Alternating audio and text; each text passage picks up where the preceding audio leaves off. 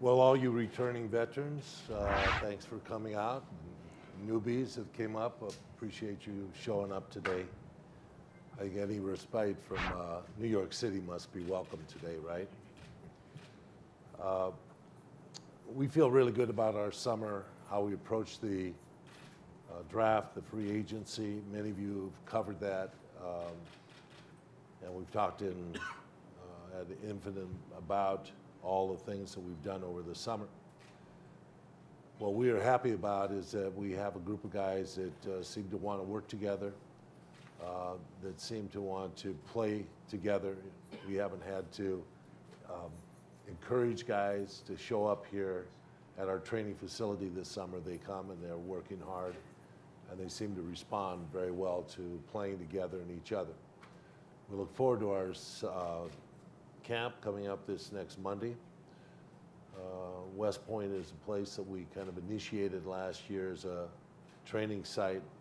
We had a short stay last year because of a football game that happened on a Saturday. This year we have a little longer stay, and we hope that we can use the facility and their place to our best efforts.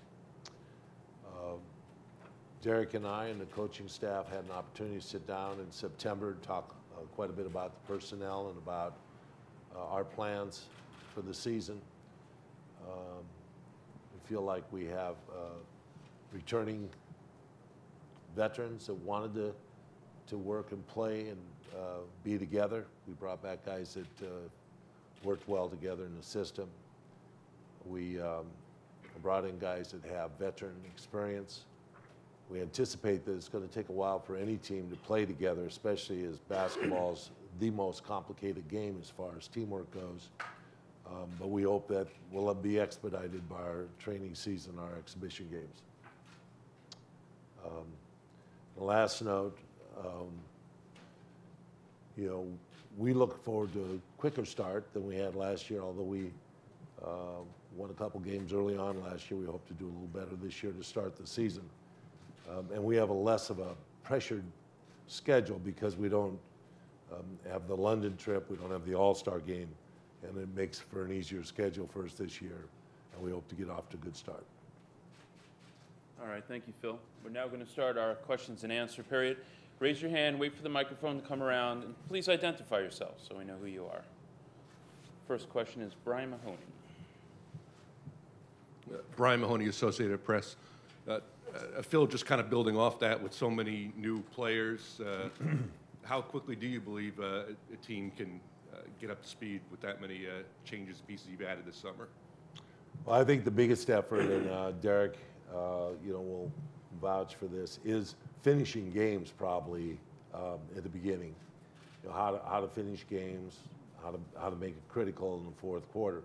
Last year, I think we had 17 of our first 24 games are all decided really within the last 4 or 5 minutes of the game, which says a lot about learning to play together and learning how to play together at the end of the game. But we feel that, you know, these guys have kind of worked things out as they've been going through this last session of time when they've been together. They probably have an idea of the pecking order and how things go, and we'll expedite that as we go. Ian Begley, ESPN.com. Phil, last year around this time, you said that you thought the team could compete for a playoff spot. What do you think are fair expectations for this team? Well, looking at the Eastern Conference last year, we anticipated there were going to be a couple teams that wouldn't play 500. We thought our team, if they could play up to the level they played the year before, could do that. I think we had 2 teams in the Eastern Conference, Indiana and Boston, that played a season that was not over 500. They were under 500. So, you know, I want to stay away from expectations. It's such a long season. We want to talk about competitiveness, about home court advantage. And I think, you know, Derek should probably weigh in on that question a little bit too, because he's got a feel for these guys as he goes through this training camp and figure that out. I mean, you didn't ask the question. You kind of, what do you think of No, I think that Phil is correct in the sense that, you know, I think last year we did try to predict, in a sense, you know, how a team would do over the course of a long NBA season. And it's really impossible to do that. We couldn't have foreseen the amount of injuries and changes that took place with our team. So I think for us right now, it's more about the process, you know, and focusing on building the daily habits that are required to be a really good team.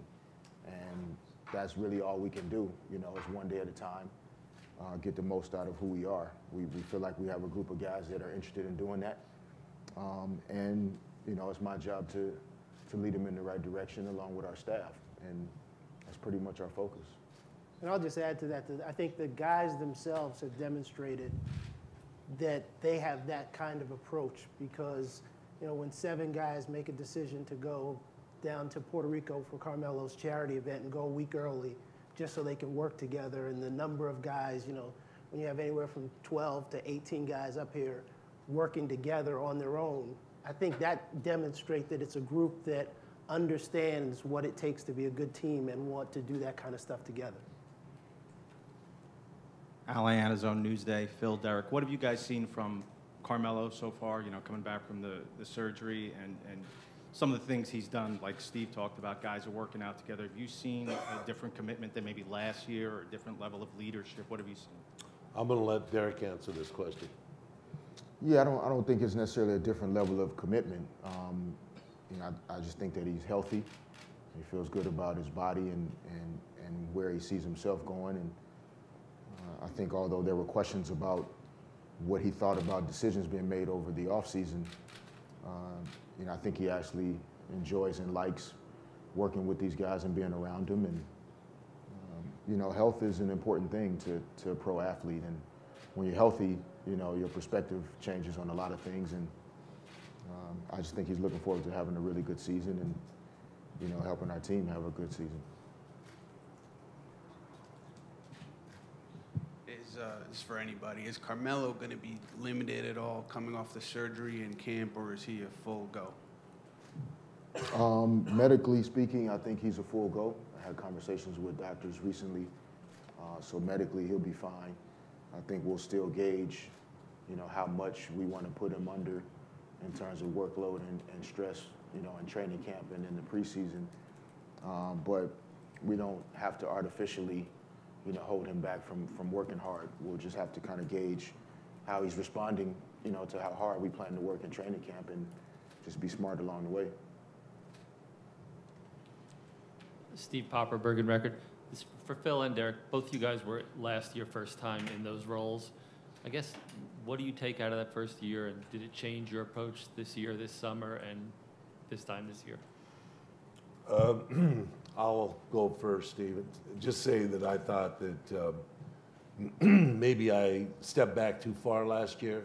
I wanted Derek to, you know, be his own person and have his own feel for this. And I think that was multiplied in numbers of ways. But Derek's kind of asked me to be a little more present this year, actually. You know, not in the, you know, aspect of whatever, the coaching, but just in being around and talking basketball and influential, you know, in observations. So, you know, I think I'll be probably even more involved than I was last year as far as just, you know, being here and being watchful, suggestive, watching, you know, film together maybe with Derek at times. The other side of the coin, you know, in the administration role, you know, Steve has done a lot of the administrating that's had to go with the Garden in the corporate world. I've had a great feel for, you know, the process of free agency and the anticipation of how to build a team. I think the orientation in the last year has been very good for me as far as dealing with agents, dealing with the people around players, the players themselves, and you know, the new kind of attempt to build teams in the NBA. That's kind of the new mode of operations, actually. Yeah, I mean, just to continue on what Phil is saying, I mean, we're all in this together, basically. And I do think there are times last year where, out of respect for each other's titles, you know, as we learned how to operate from player coach to president, head coach, you know, kind of not wanting to bother each other or overload each other with too much information and conversation. And I think over the course of this offseason, not just Phil and I, but also Steve, just as a group in terms of management and decision making and making sure that we're communicating often about several different areas, you know, that revolve around our team. You know, we feel like we found a better rhythm. And then in terms of the basketball piece, I'm the head coach of the team. I'll lead the team. I'll do what I need to do to get the job done. But for sure, looking forward to spending more time away from the team, even talking basketball, talking shop, you know, learning from one of the great basketball minds that we've ever seen. Tim Bontas from the New York Post. This is for both Phil and Derek. What have you thought of the way Porzingis has developed this summer in terms of getting stronger and being in the gym, and what are your expectations for him for this season? Maturation is its own developer. One thing I can share with you is my conversation with Pau Gasol before he headed off to Europe for the summer. He said, you know, don't worry so much about the weight. I was 227 pounds when I started playing in the NBA. And he said, I think he's 255 or something now. And he said, you know, he'll grow into his body. We've tried to expedite that, and he's been very receptive to the work that it takes to become an NBA player, strength training, trying to bulk up and do all those things. There's only so much we can do. Maturation has to do the rest of it, and we understand that he's still probably going to grow for the next 5 years just as a human being, maturing into his body. So we're trying to allow that process to go, but expedite what he can get done on his own. And he's a very willing participant in that. So we're very pleased with his attitude, the way he approaches work, his appetite for it. And you know, the rest is about now on the court experiencing how to play and how to get around the game.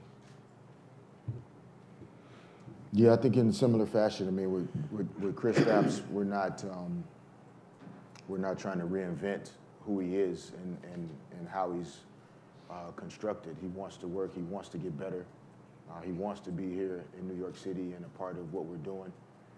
So, you know, we don't have to ask him to do anything. He's essentially the first one here every morning, 7:30 a.m. He's beat me here a couple times in the last couple weeks, and you know, we think he's going to be fine. We don't have to force his development. He's comfortable on the floor, and you know, we're not going to place undue expectation on him just because of what number he was drafted. This is a long-term process, and we think he'll be fine for now as well, though. Steve also went down to Puerto Rico with those guys and had an opportunity to be around Chris in a comfortable situation. Yeah, no, he's actually, I think this is a great situation for him, and playing for someone like Fish. I had a time to talk to Kristaps and his brother and spend some time with him, and I just think his approach to how he works and how he wants to get better complements or is similar to the way Derek approached his career in terms of taking care of his body, willing to work, always wanting to do things to help get himself better. I mean, one day I went by and KP was in the hot tub and I saw him, I mean, in the cold plunge, and he was on his phone. And I said, you know, went over to him to see what he was doing. He was watching a Usain Bolt video on running techniques. I mean, he is that diligent in terms of trying to understand every aspect of his body, every aspect of getting better and stronger. And so he's a unique guy in that regard, and I think it will allow him to become the best player he can. Chris Herring from the Wall Street Journal. Hi, guys.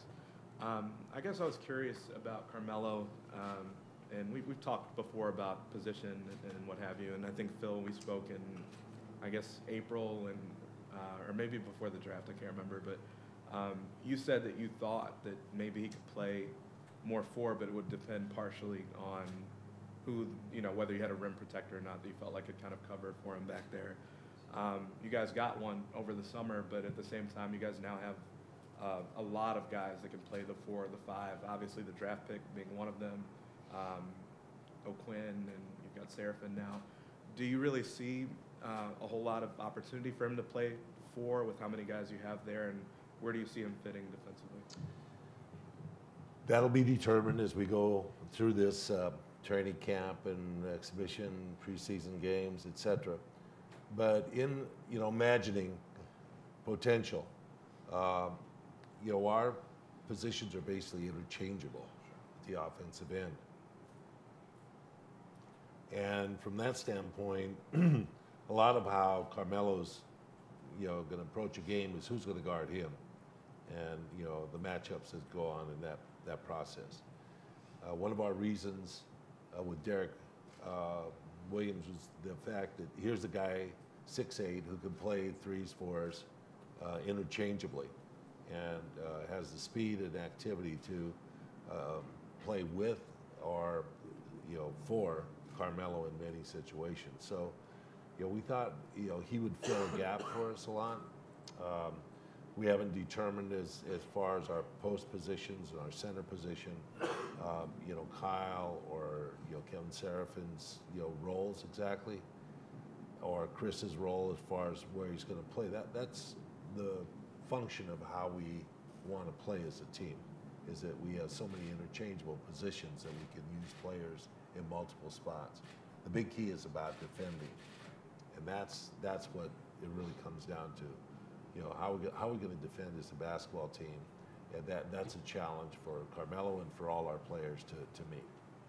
Do you have a sense of how you would view that? I guess last year, statistically, you guys seemed to struggle a lot more, specifically defending the three-point line when Melo was on the court. Do you see that as maybe something that was just his need for that one season, or do you see it as long-term that you'd like him to play on the court as well? From some point in the first 2 weeks of the season, we saw the limitations, Carmelo, in his activity level.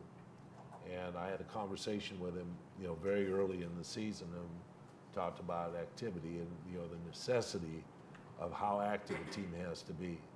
And then we understood the limitations that he had, obviously. So, our hopes are that those things are remedied, and it can, we can increase our activity level as a defensive team. And I have every confidence that this crack staff that we have is going to find a way to make him the best player he can possibly be in this system. My last question, now I mean to belabor it. We've asked him about it here and there. Do you get a sense from him whether, most guys just view themselves as basketball players. Do you get a sense from him whether he prefers one position over the other, whether it be on offense or defense? Derek? No, I don't get a sense that he prefers any particular position. I think he loves to be on the floor. He loves to compete. And, any issues or all of the issues we had defensively have very little to do with whether his knee was healthy. We just weren't a good defensive team for many reasons. I don't think it's based around which position he plays in terms of how good or not we can be defensively as a team. There's 5 guys out there, and it's up to those 5 guys to get the job done. Phil, Youngmasuk, ESPN.com. As far as your vision for rebuilding this team in a championship contender that you had hoped for when you came, do we kind of have to wait until after next summer's free agency to kind of see this team become more complete of who you guys can get to that level of being a championship contender? It's just too much between then and now, or now and then, that goes along. There's just a whole season to go through. Teams develop rapidly. I've seen multiple teams in the NBA over the years that have had this chemistry that just brings them together And that's what we're looking for, is to find guys that have a chemistry that, you know, activates them as players and their team effort together. So we're not going to hold anything out about this year or next year. We're going to continue to try and bring the best talent here to Madison Square Garden and the New York Knicks. So, you know, that goes kind of unstated.